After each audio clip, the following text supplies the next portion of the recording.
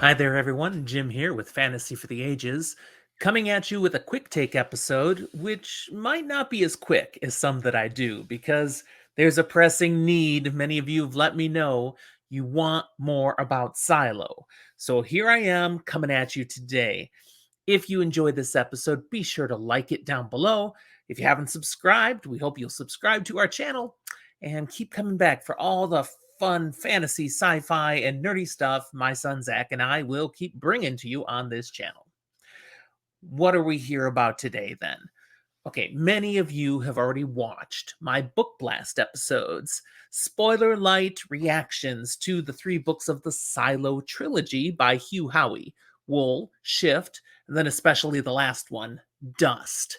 And I've heard back from many of you that what you're really starving for is answers, not reactions, not hints. You just want to know what the show means. Silo Season 1 on Apple TV. It left you with a cliffhanger. It gave you reveals, but you don't understand, and you just don't want to read the books. Okay, full spoilers here. I'm going to reveal some of the key mysteries and clues you should have caught in season one. You might have noticed and been scratching your heads about. Then, based on the information I have from reading the books, I'm going to tell you what those things should mean. But be aware, this show is an adaptation, and I am not a writer on the show. They may change things. What I'm sharing here is what I believe these things will mean as we continue on into season 2 and further, but I can make no promises. If they don't change too much, though, these answers are gold. Now, if you care about having surprises ruined, this is where you need to stop, go no further. But if you just want the goods, stick around. Here we go. First off, let's talk about the visor on these spacesuity outfits that they put on when they get sent outside. What's going on there? Jules had figured out there's computer code involved, and she gets out and she can see it's not as destroyed and devastated as she thought. And that's what everybody sees when they go outside. And in fact, the sheriff's wife back in the beginning was so sure. She was excited to go outside. She's going to get to see it's not as bad as we've been misled. No, they're being misled by the visor. That is a pure computer program, virtual reality, maybe augmented reality, where the reality of outside is what you're seeing in my background here. It sucks. Everything's destroyed. But when they go out in the suit, they see the sunshine, they see the birds, they see the greenery, and it's overlaid on the actual reality. That's what Jules sees when she goes out. And that's what everyone has seen, which is why, even when they say they're not gonna clean, I'm gonna be the one to say, screw you, and not clean the cameras, they end up cleaning anyways because this is beautiful. And they want them to have a chance to see. Of course, again, it's a computer program. It's being pumped into their screen. And this is technology we have already these days. Jules is the first one, however, to get far enough to go beyond the programming. She gets over that hill, and there's no more code for this. This hasn't been programmed this far. Nobody makes it this far. We'll talk more about that in a moment. So when she starts to see the devastation here, that's just where the programming ended. There was no more to see. Another one I want to point out. George leaves Jules a message. George is killed off early on, and okay, there's a message about something down below the water, a door. She needs to find it. What's that about? Okay, there is something down there at the bottom of the silo.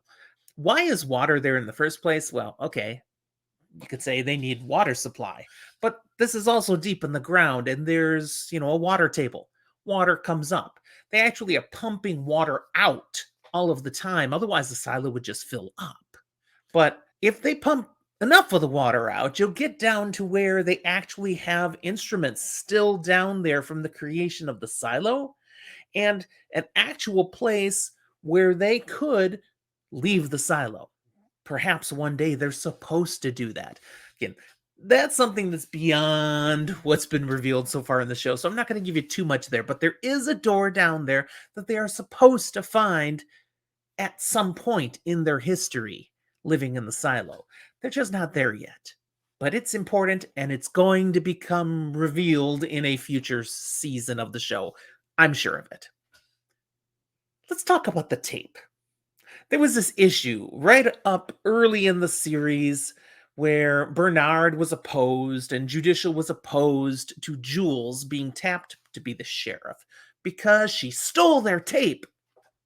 Okay, she redirected some tape that was designated for IT down to engineering, down to mechanical, because they needed tape. They didn't have enough, they were running short, and Bernard was furious. Someone shouldn't be redirecting IT's tape. Why? What's the issue? When mechanical got that tape, they found it was crap. Okay? It was like a waste of time to have redirected it. This stuff sucks. Yeah, Bernard knows. IT wants tape that sucks. Why? This is what they build the suits out of. The suits that go outside. This is intentional. This is shoddy material because the suits are designed to fail.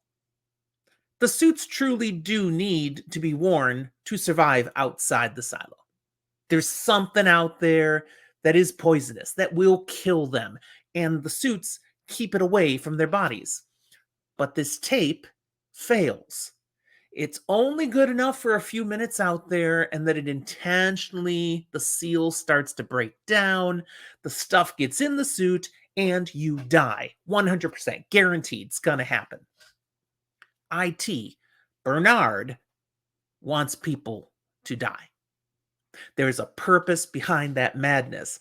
I'm going to get to that in just a minute here, too. But he was furious that that tape got redirected because it could have led people to figure out that it's intentional that suits are being designed with bad tape so people die. And Walker does figure it out. That's the clue when she sends a note to Jules, when Jules has been sentenced to go outside, that things are okay, basically wanting her to realize that the tape, you've got the good stuff now. So that her suit has integrity. Bernard is watching while she goes out, and he's fine. Okay, she's a rebel. She knows things she shouldn't know, but Bernard knows she's going to die. And when she gets out, climbing up the hill, she stumbles. She falls. Why? Because she walked into a body, the remains of the sheriff that's out there on the hill, and that's not in the programming, so she can't see the body. She trips over it. When she falls, Bernard's like, oh, here we go. Yep, just like all the others, she gonna die now.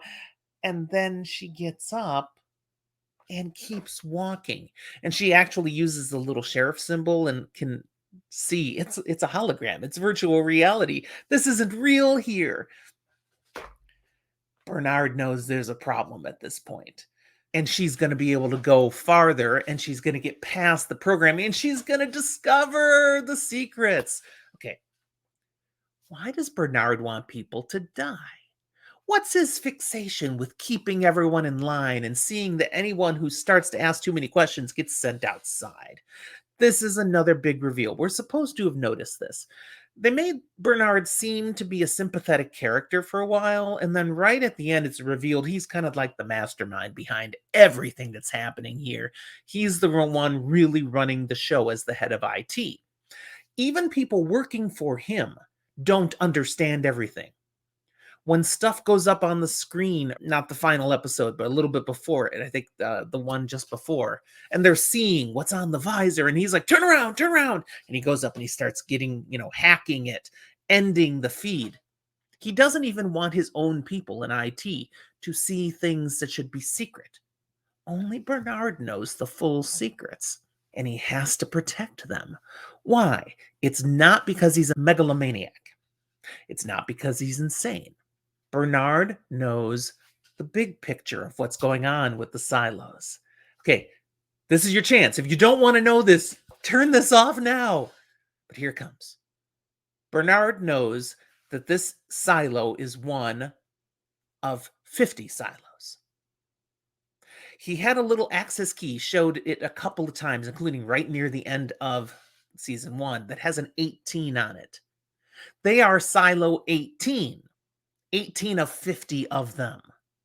And there is one silo that is observing and overseeing all the silos. This is part of a big project that I'm not going to tell you everything about. But you can see again on the background here all these little holes, craters. These are all different silos that are out here. There are people under the ground in all these other silos.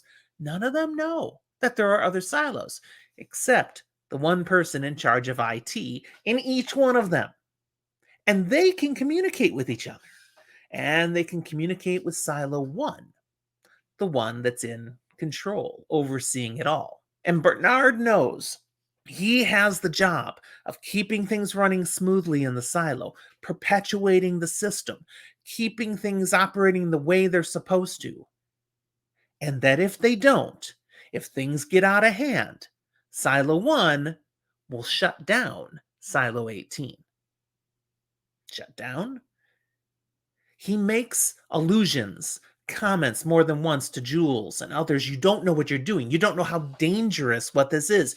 You are putting every life in the silo at risk. He means it. It's legit. Bernard is the only one that knows that if things get too out of line, Silo 1's going to shut down Silo 18 and everybody dies. That's why he sends people outside. That's why he makes sure the tape fails. That's why he has to do what he has to do, and Bernard is ruthless. And he also controls the information. He's going to eventually have a shadow. They've talked about this. Who is he going to pick as his shadow? That is the one person Bernard is then going to pass on the secret of the silos to. Nobody else knows. No one yet. Just Bernard. It's kind of a shaky system, because if something happens to Bernard suddenly, then nobody knows the truth. But maybe Jules is about to find the truth. She's outside, and she's going further, and she sees other silos, and in the distance, she sees a city. Atlanta, Georgia. Real city. Not looking so good. You're going to find out in the future why not, why everything's devastated, what's going on, and why are there 50 silos? But that's more than I'm going to reveal here. I've done enough to give you some of the teasers, the secrets from season 1. I hope you're satisfied. I hope I didn't ruin it for you. But if you stuck around, it's because you just want to know. And you're eager for season 2 to see, is that how they still play it? And what else will they reveal? Thanks for watching, everyone. Again, if you liked it, like the episode, I hope you did. I'm glad you were here. Thanks for watching. We'll talk to you next time.